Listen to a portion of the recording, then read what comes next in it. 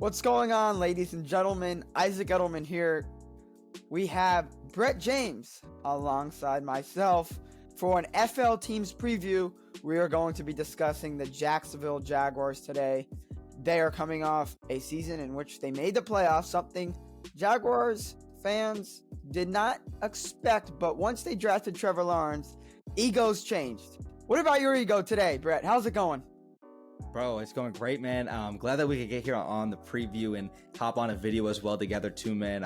You've been the founder of FL Teams now for a couple of years, man, and I've been loving being a part of this staff, man. All the opportunities and all the growth that we've done, from articles to videos to recaps to working collegiate games. I mean, now we're trying to get to the professional level.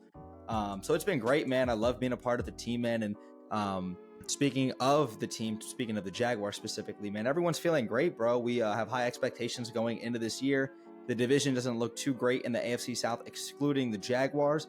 Second year under Doug Peterson, second year of Trevor Lawrence and Doug Peterson together.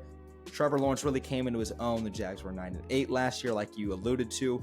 Won a playoff game and really kind of set the standard as to what this Jaguars team can look like in the future, not just in 2023. So I think a lot of us are feeling really good about this team moving forward, man. Yeah, and as you guys should, because Trevor Lawrence, there's just no way he digresses. I mean, he's going to get better this year, and it's going to help that he has a new wide receiver in town. Well, they got him last year, but he obviously didn't play in Calvin Ridley. So let's start off with Calvin Ridley. Brett, what are your expectations for Calvin Ridley this season? I expect Calvin Ridley to get back to all-pro level form like we saw in 2020. His days with Matt Ryan, I mean, like I said, second team all-pro, 1,374 yards, 8 touchdowns, I believe 90 receptions. That's just off the top of my head. Calvin Ridley is a phenomenal young wide receiver, and don't just take it from me, take it from one of the best wide receivers in the game of football, and Devontae Adams, who called Calvin Ridley a top 5 wide receiver in the game of football just this offseason at 28 years of age. Yes, there might be a little bit of rust, but I don't expect that going into this year, because even though he only played 5 games in 2021 prior to sitting out the rest of the season, and then also 2022, we of course know he was suspended for the entirety of that season. This is one of the young premier wide receivers in the game of football, and at 28 years of age, he's got rest now on his side. He's let his body heal the last year and a half of having football off, and now he's in an explosive offense around a lot of other great talented players outside of just Trevor Lawrence, with guys like Christian Kirk, Zay Jones, Jamal Agnew, Evan Ingram, Travis Etienne, Tank Bigsby. Like, Calvin Ridley's going to really have an opportunity to flourish with a quarterback that's looking to make an MVP push this upcoming season. Calvin Ridley's the real deal, and everywhere around the building, all the press people working, all the journalists, and all the people that have actually been attending these camps will tell you the same thing I'm telling you. Calvin Ridley is the real deal, and you can see the mindset, you can see the motto, and you can see just how much enthusiasm there is around this guy. Yeah, acquiring Calvin Ridley is not just helping Trevor Lawrence, but helping the Jaguars reach the playoffs. Obviously, Jacksonville's lucky to be in a weak division, arguably the weakest in football. But it's not always about the division and just winning the division. It goes to winning a playoff game, winning a second playoff game, winning a third playoff game. You obviously get the gist. But there's not just a Calvin Ridley in town. There's also a Christian Kirk. He proved a lot of doubters wrong last year. Just talk about how big of a contract the Jaguars gave him, yet he produced and kind of shut down the haters that said that's way too much money heading to Christian Kirk. Yeah, there was a lot of people, not just, I would say even in the Jags community, a lot of people just around the NFL community as a whole that really thought Christian Kirk was the most overpriced and overpaid wide receiver. He kind of reset the wide receiver market for a guy in Arizona who never had eclipsed 1,000-yard season. Lo and behold, in his first year in Jacksonville, he puts together a 1,100-yard season, 8 touchdowns, one of the best receivers coming out of the slot, and obviously had a career year in his first year in Jacksonville. Same thing with Zay Jones coming over from the Raiders. His first year in Jacksonville, career year. Evan Ingram, his first year in Jacksonville last year, after all of these years playing with the Giants, a career year. All of these guys came to Jacksonville wanting the same thing, wanting team success and wanting individual success, and they got it. And there's a lot to look forward to with Christian Kirk and what he was able to do to help Trevor Lawrence really have a number 1 wide receiver last year, a guy who was extremely dependent in the slot and a guy who made a lot of big plays for the Jaguars last season. Christian Kirk is one of the best guys coming out of the slot, and just he really wowed a lot of Jags fans and a lot of people in the NFL community last year. We all knew the potential and the skill and the talent was there. It was just kind of waiting to see how he was actually going to be able to produce. And he's just 26 years of age. Christian Kirk's only going to continue to get better. You mentioned Devin Ingram. I think, in my eyes, he was the most surprising player for the Jaguars last season. Mm-hmm. They signed him because they needed a tight end. The Jaguars really haven't had a good tight end in the last few years. And Evan Ingram, I don't think anyone expected to do as good as he did last year, just based on how he performed with the Giants. I think he made one Pro Bowl, but he wasn't outstanding. Last year, there were some games where he really was a difference maker. So can we expect that this season yet again? Yeah, I think you can still expect Evan Ingram to come in and still make a very big contribution onto this Jaguars team, even though the Jaguars did draft tight end from Penn State, Brenton Strange, in the second round.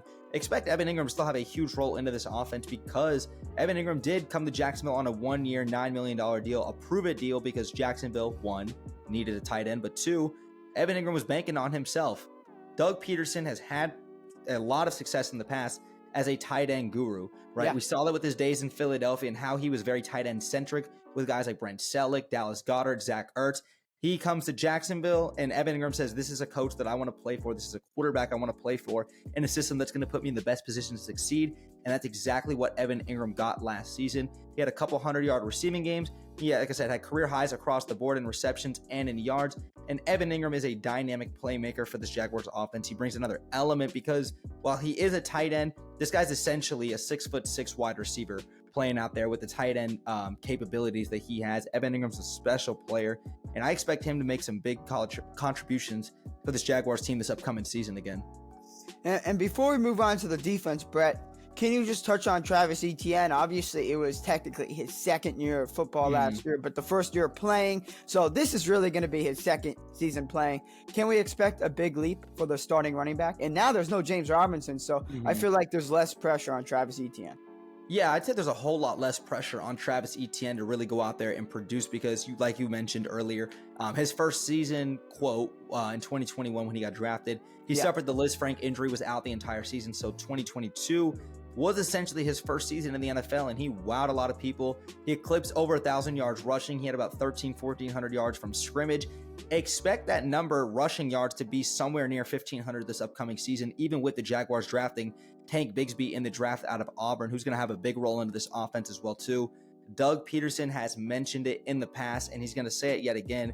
Travis Etienne is going to be a guy who's going to get somewhere around 1,500 yards running the ball. Doug Peterson wants to be a guy who can run the ball. And like you said earlier, too, James Robinson's no longer here. He was taking a lot of the load the first 4 to 5 weeks. Yeah. And also in that Baltimore game back in week 12, Travis Etienne left the game early. So there's essentially 4 or 5 games back in 2022 where Travis Etienne was essentially a no-show because he wasn't getting the opportunities to have the ball because either James Robinson was there or because of injury.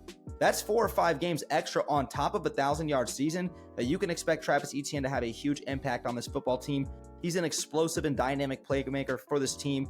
Obviously, him and Trevor go back to Clemson. They've got chemistry and continuity together. This is a special backfield and a backfield that features Travis Etienne, Tank Bigsby, Dearness Johnson, a USF product, and JaMychal Hasty. This is one of the better overall backfields in the game of football with speed and a lot of playmaking ability. Yeah, and we love Dearness Johnson here on FL Teams. We interviewed him last year when he was on the Cleveland Browns. You know, we really want to keep it to Florida coverage. So if it wasn't for the USF connection, we wouldn't have had him on. But guess what? Right. He's now on a Florida team in the Jaguars. So let's move on to the defensive side of the ball, Brett. Obviously, there's a ton of players on a defense, but if there's one player that's maybe underrated or is the key player for the Jaguars' success this season on the defensive side of the ball, who would that be? Well, you know, I think it kind of depends on who you're asking. I'll say for myself, I think the key player and I think the most underrated player on the defense is actually 2 different answers. I think the key to our defense this upcoming season is going to be former first-round pick back in 2019, Josh Allen, outside linebacker. I think he's probably the key to the Jaguars defense, especially in that front seven, making sure you get home to the quarterback. And with all the great talented quarterbacks in the AFC, you're going to have to get home and disrupt the pass rushers, have the pass rushers disrupt the quarterback, especially in a loaded AFC conference with quarterbacks. But I think the most underrated player on this Jaguars defense has got to be cornerback Tyson Campbell. Last season, he graded as a top 10 cornerback per PFF, and Tyson Campbell did a phenomenal job locking down some very good receivers on the outside last season. Tyson Campbell is a huge piece of this Jaguars secondary. He's easily the Jaguars' best player in that secondary. And after an impressive campaign that he put together in 2022, he's going to have another great year in 2023 to really prove himself and solidify himself, I believe, as a top 10 cornerback in this game. Yeah, I absolutely agree with that. Josh Allen was really good last season. I would have also said that he's the key player in the Jaguars defense. So let's really get into our overall prediction for the Jaguars. Look, they're in an AFC South division that's weak. I don't think there's any other way to put it. You have the Titans, Texans, and Colts.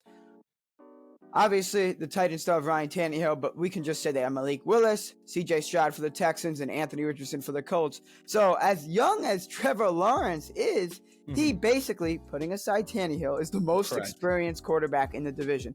So I wouldn't be surprised if the Jaguars go 6-0 against the rest of the division. Agree or disagree? Yeah. I would be very surprised if the Jaguars go 6-0 versus the division. That's me being completely objective. I can be objective. I believe no matter how elite or how strong of a team you may have in comparison, no matter how weak your competition may look or inferior they may look, you're still going to see these guys twice a year, right? They know your tendencies, they know how you play, and they got a lot of film on you. Trust me, they do, especially the coaching staff, whether they've been together for a long time or not too. And like you said, excluding Ryan Tannehill, Trevor Lawrence is essentially the most experienced quarterback in this division top to bottom. You look at Tennessee, you look at Indianapolis, and the Houston Texans all have rookie quarterbacks, right? You know, Will Levis or Malik Willis, who's going to win his second year. You talk about C.J. Stroud and, of course, Anthony Richardson, who's going to be getting the start week 1 versus the Jaguars. So there's a lot of things working in the Jaguars' favor. When I actually did my schedule prediction a couple of weeks ago, I had the Jaguars finishing 5-1 in the division. I had the Jaguars sweeping the Tennessee Titans. I have them sweeping the Houston Texans, but I do have them dropping one game to the Indianapolis Colts, and that'll be, I believe, week 6 at home, even though the Colts have not beat Jacksonville in Jacksonville, I believe, since 2014 or 2013, if I'm not mistaken. Yeah. Don't quote me on that number, but it's something like that. I just feel like in the NFL, no matter how great or no matter how talented you are as a team, you're bound to lose a game or two within your division, right? Now, is it possible the Jags are 6-0? Of course. But I lean more definitely on the 5-1, maybe even 4-2 if the Jaguars are somehow going to slip up 2 games in this division. But the Jaguars should at least go 5-1 in this division. Yeah. Now, looking outside the division, obviously week 2, you have a big game against the Chiefs. We're not going to touch on every single non-divisional game, but I do want to touch on the Chiefs because we know the Chiefs consistently are one of the best AFC teams and maybe best NFL teams. They just won yet another Super Bowl. You think the Jaguars can beat the Chiefs? It is Jacksonville's home opener. Yeah, no, I do think Jacksonville actually goes out there and wins week 2, right? And like I said, this is just me being completely objective. With all due respect to the Kansas City Chiefs, Andy Reid, Travis Kelce, you know, missing out on Chris Jones as of right now because the Chiefs are set to play the Lions this Thursday, and Chris Jones is looking like he's not going to be there. He's obviously one of the better interior defensive linemen in the game of football. 15.5 sacks last season. That Chiefs defense is going to struggle mightily, and if you can find a way to compound the run game and keep Patrick Mahomes off the field and run the ball down the Chiefs' throat, you're going to have an opportunity to win a lot of games, at least be ahead of the 8 ball, we should say, on Patrick Mahomes and Andy Reid, even though they're always going to be in every game because they're so talented. I think the Jaguars win that game in week 2 because it is the home opener. That crowd is going to be rocking at Everbank Field, and the Jaguars are essential. Well, that game has been sold out, but there's going to be a lot of Jaguar fans there. There's going to be way more Jags fans than there are going to be Chiefs fans because I saw Kansas City come to Jacksonville personally with my own 2 eyes in 2019 when Patrick Mahomes put together his MVP caliber year. There was too many Chiefs fans there. This time around, it's going to be a different story. The Jags are going to pack the bank and they're going to lock down the bank. The Jaguars are going to win their home opener and they're going to start the year off 2-0. Here's another top AFC team, and lucky for the Jags, it's another home game. Talk about their matchup with the Bills. Yeah, this game's going to be a home game, but it's actually going to be a London game, which is actually going to kind of work to our benefit because When you look at it, this is the Jaguars going to be playing back-to-back weeks in London, right? So they're going to be playing Atlanta in London, and then they're also going to be playing Buffalo in London. The Jaguars are going to have the benefit of the doubt when it comes to beating the Bills in London because the Jaguars are going to have their body adjusted to the jet lag and the time zone because they'd already played the previous week in London. So they're going to be staying there for essentially a week and a half, 2 weeks as they play the Falcons and they play the Bills. With all due respect to the Buffalo Bills and how great of a team that is too, I think the Jaguars having the jet lag work in their favor as Buffalo is going to have to travel from the United States to England during that week at some point while the Jaguars will have their rest and preparation. I think that works in the Jaguars' favor. Jaguars, Josh Allen takes advantage of Bills quarterback Josh Allen for the second time in their career. And Jacksonville gets a big win in London over the Buffalo Bills. Great analysis. I think those are basically the two main games I wanted to discuss. Obviously, there's a key game against the Saints, which I think the Saints will be good this season, so we'll see how that plays out. That's a Thursday night football game. Yeah, the Buccaneers shouldn't be a problem. Obviously, you have to play the Ravens. I don't want to touch on every game. So, look, now that we discussed the Bills and the Chiefs, who I think basically could be fighting with the Jaguars for a top seed in the playoffs, let's just go over your overall season record. Where do you have the Jaguars sitting when the season comes to an end?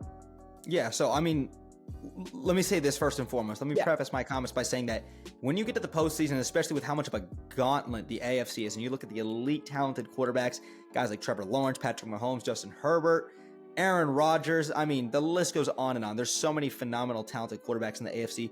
Once you get to the playoffs and it's one and done, anything can happen on any given Sunday. So I won't even predict that. But when we're talking regular season, we see the schedule and we assume health with all of these teams.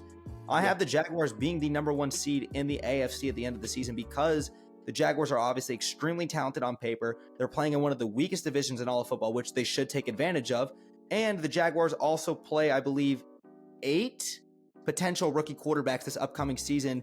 When you talk about, obviously within the AFC South, that's potentially 6 of those games, and then also Bryce Young, and then there's another one I'm missing off the top of my head. I didn't look at the schedule. I don't have it pulled up in front of me, but the Jaguars should take advantage of those games. And when you look at the rest of the teams in the AFC, the perennial contenders, the Jaguars have the easiest schedule. The Jaguars have the 11th easiest schedule in terms of strength of schedule in the entire NFL. That should work to the Jaguars' benefit. The Jaguars, I believe, will be 13-4 this upcoming season. They're going to have their big-time matchups. They're going to have some prime-time matchups, and they have to take advantage of those games, especially when it comes to tiebreakers towards the end of the season. They need to take advantage of their weak schedule. Just like any other NFL team, they're going to drop some games. Maybe they shouldn't, but they're also going to win some games where it's kind of looking like, hey, things are kind of, getting out of control, but they find a way to be resilient and win those games. Jacksonville's going to be 13-4 this upcoming season. They're going to be the number one seed in the AFC, and they're going to get that first round bye because it's extremely important, I believe, in this year's AFC playoff race when you look at how tough the AFC conference is as a whole, top to bottom. And that's key because now in the NFL, only one team gets a bye. Only one team gets that bye. And look, you heard it from Brett first.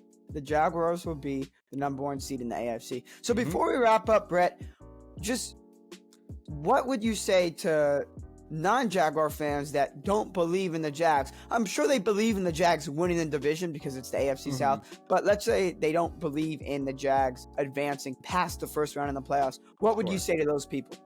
I would say go back and watch the wild card round of last year's NFL playoffs, man. I mean, if that wasn't convincing enough to you, whether you're a Jags fan or not, to say that Trevor Lawrence is the real deal, this Jaguars team is resilient, they are the real deal, that game right there should have told you all you need to know. And another year of experience, another year under Doug Peterson, Press Taylor, and Mike Caldwell, the offensive and defensive coordinators.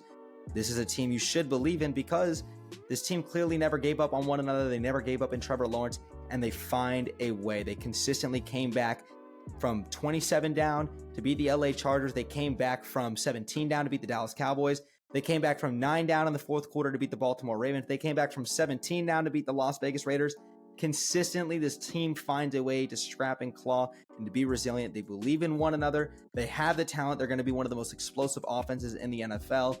This team has a Super Bowl winning head coach at the helm. They've got a young quarterback who everyone believes in. This team is the real deal. And I think a lot of people believe in the Jacksonville Jaguars, especially come postseason time.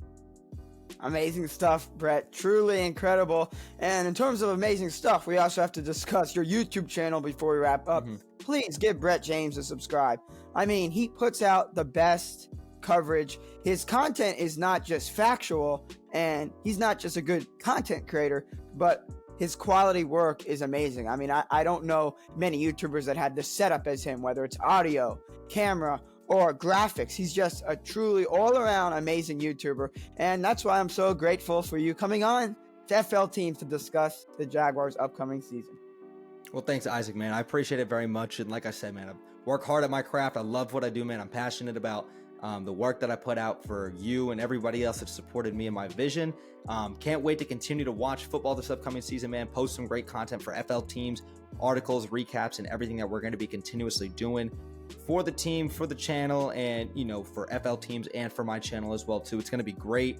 We're going to be working a lot of games in the future. Yeah. And yeah, man, it's just going to be great, bro. It's going to be a hell of a year to watch some Jaguars football and watch some NFL football this upcoming season. Appreciate it, Brett. Guys, remember, check out FLTeams.com, your go-to one-stop shop for all Florida sports coverage, and follow at FL Teams on all social media platforms. Brett, thanks so much for coming on, my man. Thank you for having me, man.